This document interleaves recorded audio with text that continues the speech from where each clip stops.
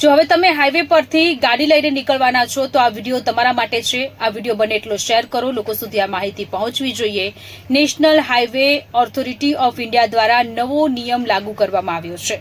જો હવે તમે વિન્ડ સ્ક્રીન પર ફાસ્ટેગ નહીં લગાવ્યું હોય તો તમારે વધારે ટેક્સ વસૂલવામાં આવશે, વધારે ટેક્સ તમારે ચૂકવવો પડશે। દિશા નિર્દેશ જાહેર કરવામાં આવ્યું છે, જેમાં કહેવામાં આવ્યું છે કે ફાસ્ટેગ નહીં હોય તો ટોલ પ્લાઝા પર તમારે લાઇનોમાં ઊભું રહેવું પડશે અને આ વિશે ઓથોરિટીએ એક એસઓપી પણ જાહેર કરી છે, જે અંતર્ગત લોકોની ગાડીમાં ફાસ્ટેગ નહીં હોય તો તેમણે બમણો ટેક્સ એટલે કે ડબલ ટેક્સ ચૂકવવો પડશે।